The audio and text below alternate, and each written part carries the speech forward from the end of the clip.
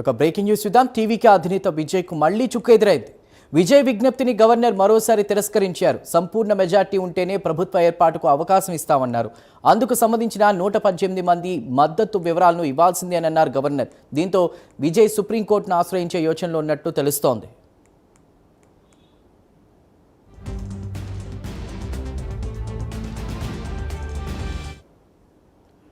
ఇక జోసెఫ్ విజయ్ విజ్ఞప్తిని మరోసారి గవర్నర్ తిరస్కరించినట్టు తెలుస్తోంది లోక్భవన్లో. పూర్తి వివరాలు మా ప్రతినిధి రవివర్మ అందిస్తారు. రవివర్మ, ఎలా చూడాలి?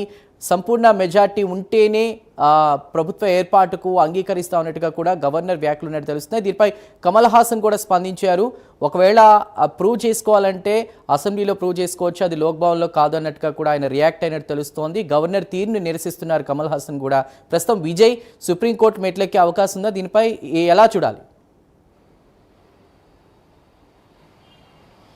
ఎస్ చందు, ఇవాళ రాష్ట్రంలో తమిళనాడు రాష్ట్రంలో రాజకీయ పరిణామాలు హైడ్రామా నెలకొనింది. ముఖ్యంగా దాదాపు 118 మంది ఎమ్మెల్యేల మద్దతు తమకు ఉందని చెప్పి పేర్కొన్నటువంటి విజయ్ ఇవాళ రెండవసారి గవర్నర్ని కలిశారు. గవర్నర్ని కలిసి తన విజ్ఞప్తిని అయితే గవర్నర్కి అందజేశారు. అయితే వాళ్ళు పూర్తి స్థాయి మద్దతుతో కూడినటువంటి జాబితాను ఇవ్వాలని చెప్పేసి గవర్నర్ సూచించడంతో విజయ్కి ఉన్నటువంటి టీవీకే అధినేత విజయ్కి దాదాపు 112 మాత్రమే మద్దతు ఉంది, మిగతా 6 మద్దతులు లేదు.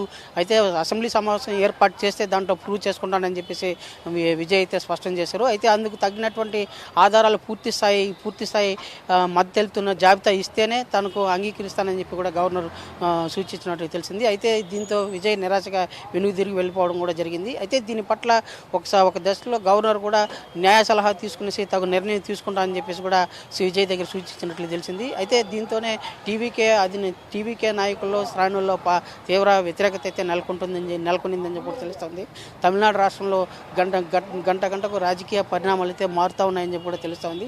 ఈ నేపథ్యంలోనే గవర్నర్ తీరు పట్ల అన్ని రాజకీయ సంఘాలన్నీ కూడా రాజకీయ పార్టీలన్నీ కూడా తీవ్రంగా వ్యతిరేకిస్తున్నాయి. కమల్ హాసన్ సైతం ఇది ప్రజాస్వామ్యాన్ని కూనీ చేసే విధంగా ఉంది, గవర్నర్ తీరు సరిగా లేదు అని చెప్పేసి కూడా కమల్ హాసన్ కూడా ట్వీట్ చేశారు. అయితే ఇలాంటి పరిణామాల నేపథ్యంలో అంటే నిన్న గవర్నర్ మొదటిసారి విజయ్ కలిసినప్పుడు సంఖ్యాబలం లేని కారణంగా తిరస్కరిస్తున్నామని చెప్పేసి గవర్నర్ అయితే సూచించారు. అయితే ఇవాళ 11 గంటలకు గవర్నర్ని కలిసినటువంటి విజయ్ తమకు మద్దతు ఇస్తున్నటువంటి పార్టీ నాయకుల జాబితాలు, పార్టీల అభ్యర్థుల జాబితాలు, అలాగే కాంగ్రెస్ పార్టీ మద్దతు ఇచ్చిన జాబితా ఇవన్నీ కూడా సబ్మిట్ చేశారు. అప్పుడు దాదాపు 107కు గాను 112 మద్దతు తెలుపుతున్నారు. ఇంకా 6 మద్దతు కూడా అసెంబ్లీ సమావేశం ఏర్పాటు చేసిన పిదప తాను బలాన్ని ప్రూవ్ చేసుకుంటానని చెప్పి కూడా సమావేశాలకు అవకాశం ఇవ్వాలి అని చెప్పేసి కూడా విజయ్ విజ్ఞప్తి చేశారు.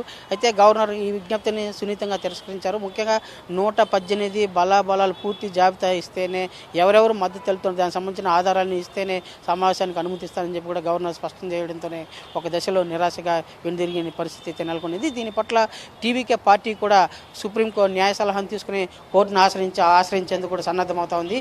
అయితే ఇది ఇలా ఉండగా ఒక దశలో ఇవాళ గవర్నరు అనుమతి ఇచ్చాడు, తాము ప్రమాణ స్వీకారం చేసుకుంటాము అంటే ఎందుకు కారణం అంటే గవర్నర్ బంగ్లాకి వెళ్ళేటప్పుడు ఒంటరిగానే ఇండివిజువల్గా వెళ్ళినటువంటి విజయ్కి తిరిగి వచ్చేటప్పుడు ఎస్కార్ట్ ఉండడంతో కొన్ని మీడియాలో అన్నింటిలో కూడా గవర్నర్ అంగీకరించాడేమో, ఎస్కార్ట్ పెట్టారు అని చెప్పేసి భావంతో ట్రోల్ చేశారు. అయితే తీరా గవర్నర్ సిగ్నల్ అంటే ప్రభుత్వ ఏర్పాటుకు అనుమతించలేదు, న్యాయ సలహా కోసం పెండింగ్ పెట్టారని చెప్పి తెలియడంతోనే ఒక్కసారిగా టీవీకే శ్రేణులందరూ కూడా నివ్వెరపోయారు.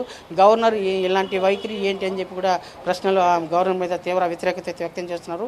ఈ దిశ ఇలాంటి తరుణంలో తమిళనాడు రాష్ట్రంలో రాజకీయ పరిణామాలు హైడ్రామాగా కొనసాగుతూ వస్తుంది. గంటకు ఎలాంటి పరిణామాలు చోటు చేసుకుంటాయనేది ఆసక్తికరంగా మారింది.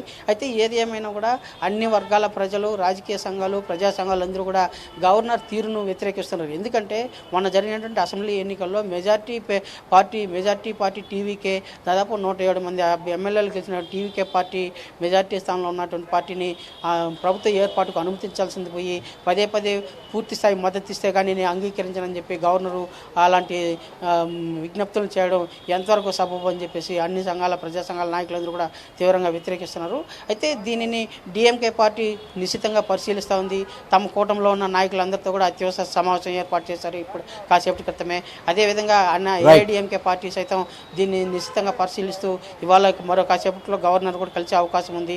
కలిసిన తర్వాత వాళ్ళు ఎలాంటి స్టాండ్ తీసుకుంటారని కూడా తెలుస్తుంది. అయితే ఇలాంటి హైడ్రామా చెన్నైలో తమిళనాడు రాష్ట్రంలో కొనసాగుతూ వస్తుంది.